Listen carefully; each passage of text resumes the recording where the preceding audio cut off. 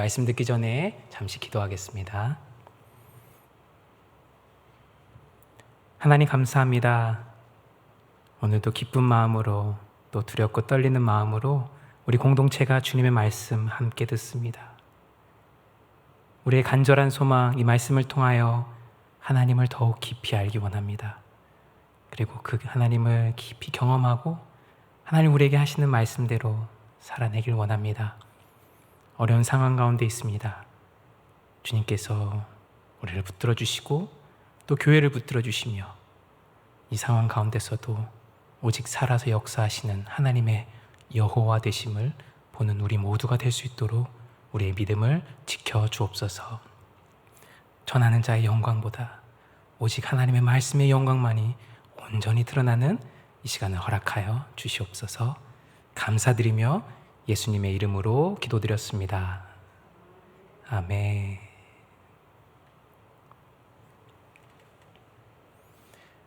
오늘 본문은 모르시는 분들이 없을 정도로 유명한 본문입니다. 실제로 많은 영화들이 이 장면을 구현하기 위해서 엄청난 공을 들이죠. 하지만 동시에 이 말씀은 우리의 기독교 신앙에 어떤 오해를 가져다 주기도 합니다. 이런 상황을 한번 생각해 보면 어떨까 싶습니다. 그리스도인 학생 A가 있었습니다. 내일이 시험이에요. A는 어려운 형편 속에서도 겸손히 또 성실하게 열심히 공부했습니다. 하지만 여전히 초조합니다. 원래 공부를 많이 할수록 초조한 법입니다. A가 시험을 치러 시험장에 가는 길에 또 다른 수험생 B를 만났습니다. B도 같은 교회를 다니는 친구입니다. 그런데 B의 표정이 초조하지 않고 굉장히 편해 보이는 거예요. B가 말합니다. A야, 너는 뭐 이렇게 초조해야 하니 시험을 두고. 하나님이 다 하실 거야. 하나님이 홍해도 가르시는데 야, 너가 기도하고 찍는다고 그걸 틀리게 하시겠니? 모르는 거 나오면 기도하고 찍고 나오면 돼. 저기 우리 아들 같은 애 또 있네 이렇게 생각하시겠지만 사실 우리들의 이야기죠. 극단적인 예를 들었지만 우리는 종종 남의 정당한 노력보다 더 크게 역사하실 하나님을 믿곤 합니다. 그리고 하나님을 믿는다는 이유로 요행을 바라는 것을 정당화할 때가 있습니다. 물론 우리는 하나님께서 이스라엘 앞에 홍해를 가르셨다라는 이 사실을 믿습니다. 동시에 우리는 간혹 하나님께서 내 앞에 어떤 장애물도 다 제거해 주실 거라는 오해를 신앙으로 착각하기도 합니다. 그러다가 결국 홍해가 갈라지지 않으면, 내 앞에 홍해가 갈라지지 않으면 하나님을 원망하거나 아니면 내 자신의 믿음을 자책할 때가 많습니다. 하지만 그런 우리를 무작정 나무랄 것도 없습니다. 실제로 오늘 본문은 우리에게 아무것도 하지 말고 하나님의 역사를 기다리라는 것처럼 들립니다. 오늘의 말씀 제목부터 그렇지 않습니까? 너희는 가만히 있을지니라. 게다가 하나님은 오늘 본문에서 가만히 있으라는 말씀을 2번이나 반복하세요. 그만큼 중요한 말씀이라는 것이죠. 그 부분을 제가 다시 한번 읽어보겠습니다. 출애굽기 14장 13절과 14절입니다. 모세가 백성에게 이르되 너희는 두려워하지 말고 가만히 서서 여호와께서 오늘 너희를 위하여 행하시는 구원을 보라. 너희가 오늘 본 애굽 사람을 영원히 다시 보지 아니하리라. 여호와께서 너희를 위하여 싸우시리니 너희는 가만히 있을지니라. 우리는 궁금합니다. 그리고 믿고 싶어요. 하나님을 믿고 하나님의 도우심을 구하며 그냥 가만히 있으면 우리 앞에 홍해가 갈라질 것이다. 그런데 말입니다. 그날 이스라엘 백성들도 이 말씀을 이렇게 받아들였을까요? 그들은 과연 이 말씀을 듣고 홍해 앞에서 정말 아무것도 하지 않았던 것일까요? 하나님께서는 이날 대체 어떤 뜻으로 모세의 입을 통하여 너희는 가만히 있을지니라 라고 말씀하셨던 것일까요? 모세는 히브리인의 아들로 태어났지만 이집트 공주의 손에서 자랐습니다. 그래서 그는 40년간 이집트의 왕자로 자랐어요. 하지만 그의 민족 히브리 사람들은 여전히 이집트에서 종살이를 했습니다. 그는 젊은 시절 그의 백성들을 구원하고자 했지만 그렇게 하지 못했어요. 그래서 미디안 광야로, 이 일이 탄로나 미디안 광야로 도망치게 됩니다. 그 후 그는 광야에서 40년을 살다가 80살이라는 늦은 나이에 하나님의 콜링을 받게 되죠. 그리고 애굽에서 돌아와 바로에게 나아가서 이렇게 말합니다. 내 백성을 보내라. 그러나 바로는 모세의 말을 듣지 않았고 하나님은 애굽 땅에 10번의 재앙을 허락하십니다. 그리고 난 후에야 바로는 이스라엘 백성들을 보내주게 되죠. 이것이 바로 오늘 우리가 읽은 출애굽기 14장의 배경입니다. 이제 성경의 카메라는 애굽 땅에서 나와서 새로운 땅으로 향해 가고 있는 이스라엘 백성들을 비추고 있습니다. 출애굽기 14장 8절을 보면 그들이 나아가는 모습은 담대하게입니다. 담대하게 나아가고 있어요. 어떻게 담대할 수 있었습니까? 그들은 애굽 땅에서 하나님 여호와를 경험했습니다.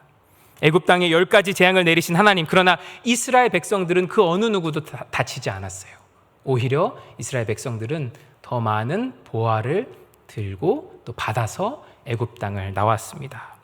그들의 한 걸음 한 걸음에는 찬송이 넘쳤습니다. 여호와 하나님이 우리와 함께 하신다. 그런 마음이 그들에게 가득했죠.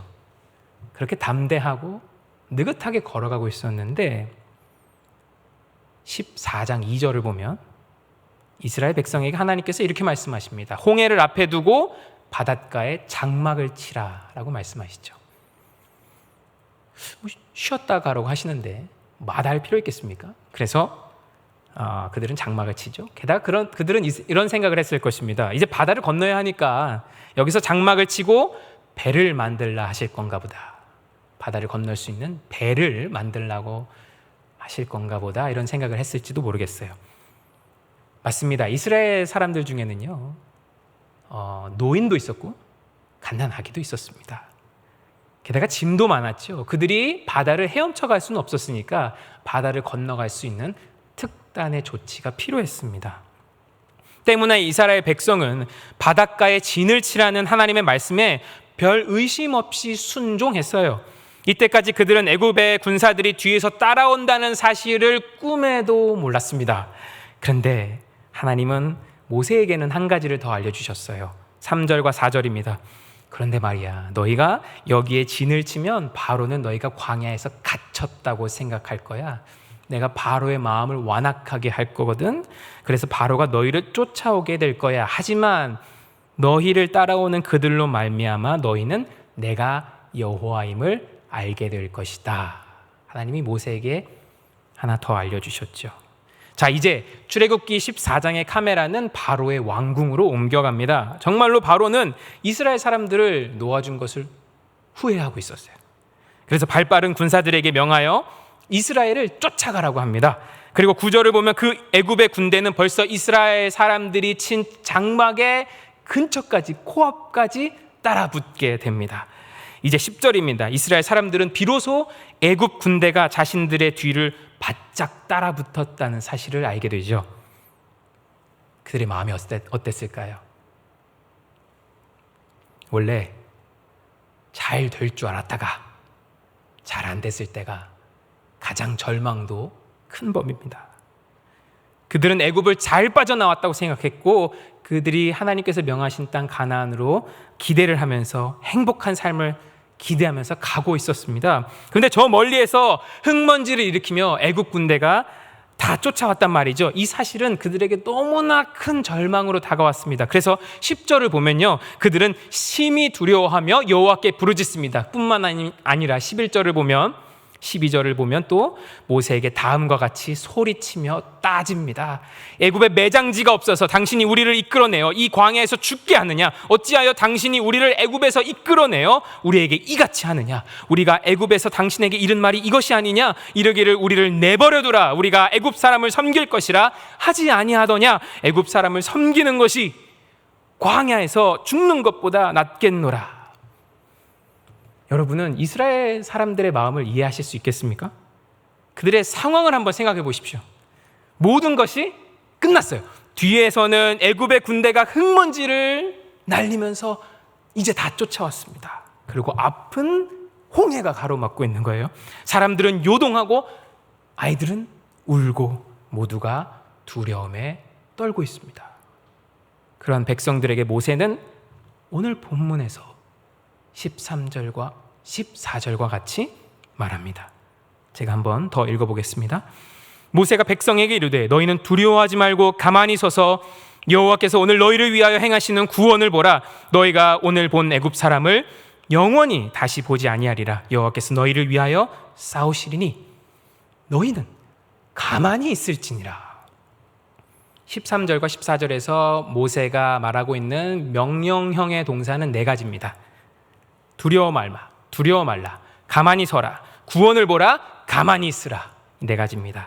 다시 말하면 하나님이 하실 거니까 두려워하지 말고 가만히 서서 그 구원을 보라입니다. 요약하면 여호와께서 너희를 위하여 싸우시리니 너희는 가만히 있어라입니다. 자, 그런데 이 말씀을 우리 삶에 적용시키려고 하면 혼란스러운 부분이 생깁니다. 가만히 있으라라는 이 말씀을 대체 어떻게 받아들여야 할까요? 집에 가만히 있으면 모든 것이 술술 풀리고 다 잘 해결된다는 말일까요? 아무것도 하지 않고 기도만 하면 모든 것이 이루어질 것이란 말일까요? 사실 우리는 그렇게 되지 않는다는 사실을 잘 알기 때문에 이런 말씀을 보면 혼란스럽습니다. 그런데 앞에서도 말씀드렸던 것처럼 우리가 이 본문을 묵상할 때 한 가지 놓친 것이 있습니다. 오늘 본문에서 하나님께서 모세의 입을 통하여 말씀하신 그 말씀, 너희는 가만히 있을지니라 라는 이 말을 당시 사람들이 어떤 의미로 받아들였겠느냐 하는 것이죠. 이 말씀을 당시 사람들이 어떤 의미로 받아들였겠느냐 하는 것입니다. 이때 하나님께서 가만히 있으라 라고 하신 말씀은 결코 우리가 생각하는 아무것도 하지 말고 그냥 가만히 있어 라는 말이 아닙니다. 다시 말해 아무 노력도 하지 말고 가만히 있으면 하나님께서 모든 것을 하실 것이다 라는 뜻의 말이 아니라는 거예요. 그것은 가만히 있으라라는 말을 당시의 상황에서 이해하지 않고 오늘날로 우리 상황으로 바로 가져와서 생긴 오해입니다. 본문을 다시 보겠습니다. 당시 이스라엘 백성들의 감정을 한번 생각해 볼까요? 자기들의 앞은 홍해가 가로막고 있고 뒤는 애굽의 군대가 쫓아오고 있습니다. 앞은 드넓은 홍해가 펼쳐져 있고 뒤에는 서슬퍼른 칼을 들고 애굽의 군대가 코앞까지 쫓아온 상황입니다.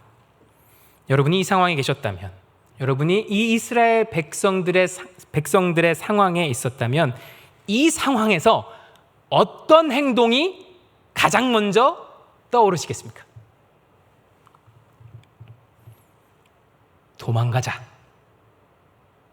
도망가자입니다. 도망가자. 어이쿠, 도망가자. 큰일 났다.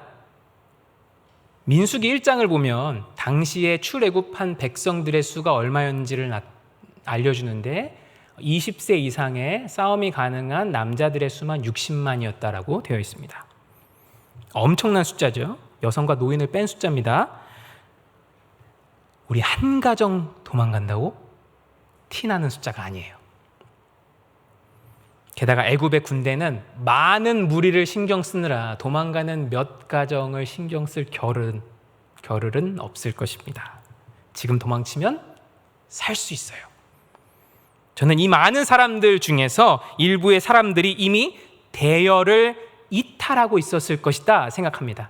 왜냐하면 인간의 본성을 고려했을 때 그러지 않았을 리가 없어요. 지금 그렇다면 이 상황에서 가만히 있으라라는 말씀은, 가만히 있으라라는 하나님의 말씀은 무슨 의미입니까? 당시 사람들에게 어떤 의미로 들렸겠습니까? 아무것도 하지 말고 가만히 있으라는 말로 들렸겠습니까? 아닙니다. 도망가지 말아라 라는 말씀입니다. 도망가지 말아라. 다시 한번 말씀드릴게요. 가만히 있으라는 말은 아무것도 하지 말고 가만히 있으라는 말이 아니었습니다. 오히려 도망가지 마라라는 적극적인 행동을 하라라는 요구입니다. 제가 가만히 있으라라는 말씀을 도망가지 마라라는 말로 바꿔서 오늘 본문 13절 14절을 다시 한번 읽어보겠습니다. 모세가 백성에게 이르되 너희는 두려워하지 말고 도망가지 말고 서서 여호와께서 오늘 너희를 위하여 행하시는 구원을 보라. 너희가 오늘 본 애굽 사람을 영원히 다시 보지 아니하리라. 여호와께서 너희를 위하여 싸우시리니 너희는 도망가지 말지니라. 도망가지 않는다는 것은 어떤 적극적인 행동입니다. 액션이에요. 도망가지 않는다는 것은 우리가 생각하는 그런 그냥 가만히 있음과는 다른 이야기입니다. 여러분, 우리가 도망가는 것을 오히려 하나님께 의지하는 행동으로 착각할 때가 있습니다. 제가 처음에 말씀드렸던 상황을 혹시 기억하십니까? 그리스도인 학생 A, B가 있었죠. 시험을 앞두고 A는 겸손하게 열심히 공부했습니다. 그런데 B 학생은 하나님께서 도우시리라는 믿음을 가지고 펑펑 놀았죠.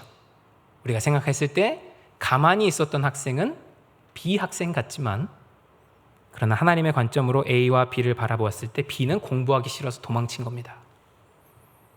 하나님께서 이 상황에서 모세를 통해 가만히 있으라 라고 말씀하신 것은 그냥 아무것도 하지 말고 가만히 있으라라는 말씀의 의미가 아니었습니다.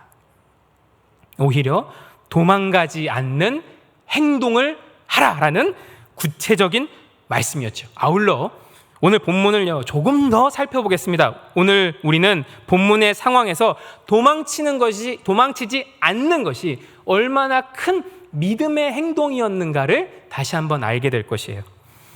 21절을 보겠습니다. 21절을 보면 모세가 바다 위로 손을 내밀죠. 여러분, 만화에서든 영화에서든 이 장면을 많이 보셨을 겁니다. 모세가 바다를 향해 손을 내밀었는데 바다가 갈라지는 장면 말입니다. 하나님께서 그런 장면을 저에게 보여주셨다면 저는 그 자리에서 도망치지 않고 기다렸을 것입니다. 하나님의 일하심을 기대했을 것이죠. 그러나 말씀을 자세히 보면 사실은요 영화와 같지 않습니다. 21절을 자세하게 보십시오. 모세가 바다 위로 손을 내밀자 바다가 어떻게 되었습니까? 바다가 바로 갈라졌습니까? 그렇지 않아요. 모세가 바다 위로 손을 내밀자 바다가 갈라지기는커녕 동쪽에서 큰 바람이 불어왔습니다. 이게 정확한 말씀이에요. 여러분, 이 상황을 상상 속에서 한번 그려보세요. 얼마나 초라한 상황입니까? 하나님 16절에서 분명히 말씀하셨단 말이에요. 손을 바다 위로 내밀면 그것이 갈라질 것이고 이스라엘 자손이 마른 땅을 걸어서 바다를 건널 것이다 라고 분명히 말씀하셨단 말입니다. 그래서 그 말씀에 순종하여 손을 내밀었어요. 도망치지 않고 손을 내밀었습니다. 그런데 변한 게 무엇입니까? 동풍이 불어왔어요. 동쪽에서 큰 바람이 불어옵니다. 물론 바람이 불어온 것도 가시적인 변화죠. 하지만 여러분, 그 동풍이 바다를 가르고 땅을 마르게 하기까지 얼마큼이 걸렸습니까? 21절에 나와 있습니다. 답은 밤새도록입니다. 밤새도록. 모세가 밤새도록 손을 들고 서 있었어야 했다는 말이에요. 여러분, 요즘에는 내비게이션이 발달해서 그런 일이 없지만 예전엔 명절에 시골 가는 길에서 차가 막히면 어떻게 했죠? 돌아서 국도로 빠져나왔습니다. 왜 그렇습니까? 그거 기다리는 거 너무 힘들기 때문이죠. 하물며 지금 뒤에서 애굽의 군대가 쫓아오고 있는 상황입니다. 잡히면 죽어요. 근데 지금 나아가는 속도가 거북이 걸음이었단 말입니다. 1분에 몇 걸음 내딛었을까 할 거예요. 동풍이 불어와서 그 물을 마르게 하고 땅이 마르게 할 때까지 사람들은 한 걸음 한 걸음 걸으면서 천천히 가야 했단 말입니다. 막 빠르게 뛰어갔던 게 아니에요. 절대로. 바람에 의해 물이 갈라지는 속도도 느리고 바람에 의해 그 땅이 마르는 속도도 느립니다. 우리 여성분들 긴 머리를 드라이어에 말리는 시간도 그렇게 오래 걸리는데 하물며 늘 평생 진득진득했던 그 수분 많았던 그 땅이 빳빳하게 마를 때까지 기다려야 했단 말입니다. 이 상황에서 많은 사람들이 짐도 들고 있고 수레도 끌고 있고 1분에 한두 걸음 움직이고 있는 상황입니다. 이 행렬이 얼마나 길었을까요? 1분에 겨우 조금 몇 걸음 걸을 수 있는 상황인데, 이거 바로 차 돌릴 상황인 겁니다. 그렇습니다. 바다가 바로 갈라지지 않는 상황인데도, 그저 바람이 불어오는 상황인데도, 또 바다가 갈라지는 속도가 느린 상황인데도 계속 믿음을 가지고 가만히 있는 것은 정말 엄청난 믿음의 행동인 겁니다. 이 상황에서도 도망치지 않는 것은 정말 엄청난 믿음의 행동을 말하는 거예요. 하지만 여러분, 결국 어떻게 됩니까? 그 동풍이 계속 불어옵니다. 큰 동풍이 계속 불어와요. 강한 바람으로 물길을 밀어버리죠. 밤이 새도록 불어온 그 바람은 홍해를 갈랐고 결정적으로 그 땅을 마르게 했습니다. 저에게 구약 모세 오경을 가르쳐 주셨던 총신대학교 신학대학원 교수님은 이 시점에서 이들이 마른 땅을 건넜다라는 사실에 굉장히 주목하셨어요. 하나님 얼마나 섬세하신가. 당시의 사람들 중에는 노인도 있었고 갓난아기도 있었고 짐을 실은 수레도 있었는데 질퍽하면 못 건너가는 겁니다. 마른 땅을 건너갔어요, 그들은. 하지만 그 세심한 하나님의 역사를 경험하기 위해 그들은 도망치지 않고 기다려야 했습니다. 엄청난 믿음의 행동이 필요했던 것이죠. 따라서 오늘 본문에서 가만히 있으라라는 말은 결코 아무 행동을 하지 말라는 것이 아닙니다. 오히려 도망치지 않는 믿음의 행동을 하라는 것이죠. 도망치지 않고 맞서 싸우고 버티라는 말입니다. 도망치지 않는 믿음의 행동을 하라는 말이에요. 성경에는 가만히 있으라라는 말을, 그런 말의 뜻을 가진 비슷한 말이 많이 나옵니다. 가장 자주 등장하는 것은 잠잠하라입니다. 실제로 오늘 14절을 히브리어 원문으로 보면 가만히 있으라라는 이 말이 조용히 있으라라는 말과 같습니다. 예수님도 이 잠잠하라라는 말을 자주 사용하셨죠. 마찬가지로 예수님의 이 말씀도 또 아무 소리 하지 말고 가만히 있어, 이런 의미가 아닙니다. 도망치지 말고 요동하지 말고 여기 서 있는 예수 그리스도를 보라는 것입니다. 내가 너를 도우리라, 그러니까 도망치지 말아라 하는 뜻입니다. 생각해보면 우리가 이렇게 하나님을 믿을 수 있었던 것도 예수님께서 십자가 앞에서 도망치지 않으셨기 때문입니다. 그가 도망치지 않으셨기에 하나님은 그를 높이셨고 그를 다시 살리셨고, 그 승리하신 예수님께서 지금도 우리와 함께 하고 계신 것입니다. 그리고 이 싸움이 결코 우리 혼자만의 싸움이 아니다라고 우리 안에 계시는 성령 하나님을 통해서 말씀하고 계시죠. 여러분 앞을 막고 있는 홍해가 있습니까? 분명히 하나님의 뜻이어서 애굽을 빠져나왔는데 기다리고 있는 홍해가 있습니까? 죄의 유혹으로부터 도망쳤는데 계속적으로 찾아오는 죄의 유혹이 있습니까? 하나님을 믿어보려고 하는데 자꾸 어려워서 도망치고 싶은 상황이 생깁니까? 교회를 세워보려고 하는데 자꾸 힘이 빠지는 상황이 생깁니까?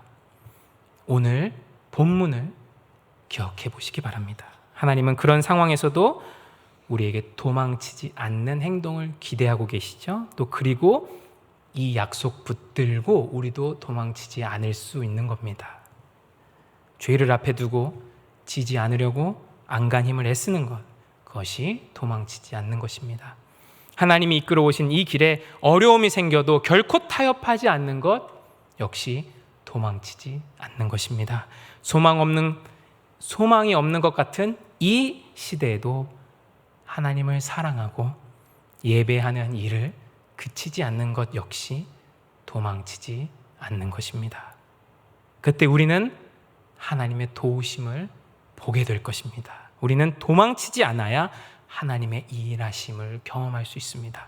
아브라함도 이삭을 데리고 모리아 산에 올랐기에 여호와 일의 하나님을 경험할 수 있었습니다. 예수님의 육신의 아버지 요셉도 마리아가 잉태한 상황에서 도망치지 않았기에 임마누엘 하나님을 경험할 수 있었습니다. 우리는 도망치지 않아야 출애굽기 14장 4절에 나오는 것처럼 하나님이 여호와이심을 알게 될 것입니다. 그러나 도망치면요, 만군의 여호와가 일하시는 것을 우리는 가까이서가 아니라 멀리서 지켜보게 되겠죠. 하나님은 결코 이 싸움을 혼자 하도록 내버려 두시지 않았습니다. 여러분 중에 하나님이 잘 안 믿어지시는 분 계십니까? 그것은 혼자만의 싸움이 아닙니다. 도망치지 말고 교회와 함께 씨름해 보십시오. 서로가 든든하게 어깨동무하고 있을 때 우리 각 개인은 쉽게 쓰러지지 않습니다. 그것이 교회예요. 개인은 실패할 수도 있습니다. 그러나 교회는 이깁니다.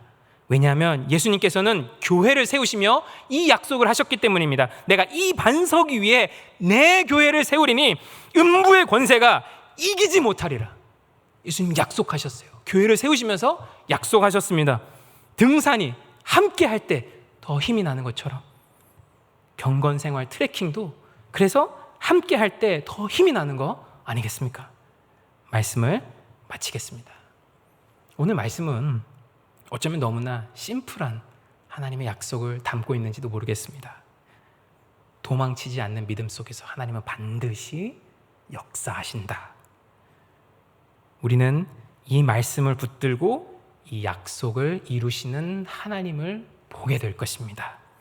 도망치고 싶은 유혹 속에서도 하나님의 일하심을 기다릴 때 하나님의 여호와 되심을 우리가 보게 될 것입니다. 여러분, 특별히 하나 더 권면하고 싶은 것이 있습니다. 때로 누군가에게 하나님의 이 약속은 우리를 더욱 괴롭게 합니다. 주위를 조금만 둘러보아도 우리 주변엔 하나님, 어떻게 이 상황에서 도망치지 않을 수 있어요? 라고 하나님께 부르짖고 있는 영혼들이 얼마나 많은지 모릅니다. 여러분, 혹시 오늘 밤 우리가 이 자리에서 기도할 때 그런 분들을 위해서도 함께 기도해 주실 수 있겠습니까? 저는 단순히 여러분 혼자서 하나님의 여호와 되심을 보는 그리스도인이 되지 않으셨으면 좋겠어요. 이 말씀을 굳게 붙들고 도망치지 않는 자가 될 뿐만 아니라 누군가를 살리는 사람이 되어 주십시오. 당신마저 도망친다면 그 사람은 결코 하나님의 여호와 되심을 보지 못할 수도 있습니다. 그러나 오늘 말씀을 통해 하나님은 분명히 약속하고 계십니다. 도망치지 않는 자는 하나님의 일하심을 보게 될 것입니다. 도망치지 않는 자는 하나님의 여호와 되심을 보게 될 것입니다. 함께 기도하겠습니다. 하나님 감사합니다. 오늘 이 말씀을 통해서 우리가 붙들고 하나님 앞에서 기도하기 원합니다. 주님, 너무나 도망치고 싶습니다. 우리의 죄 앞에서, 우리를 가로막고 있는 상황 속에서 때로는 하나님이 원하시는 그것 앞에서 너무나 도망치고 싶을 때가 많습니다. 미루고 싶을 때가 많습니다.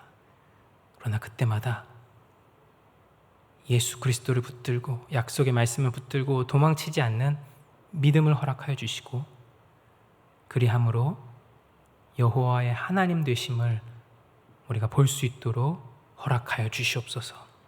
또한 우리 주변을 넉넉한 마음으로 돌아보게 하시고 역시 도망치길 원하는 영혼들을 위하여 함께 기도하고 또 함께 독려하는 우리 개포동 교회가 될 수 있도록 주님 도와주시옵소서. 감사드리며 예수님의 이름으로 기도드렸습니다. 아멘.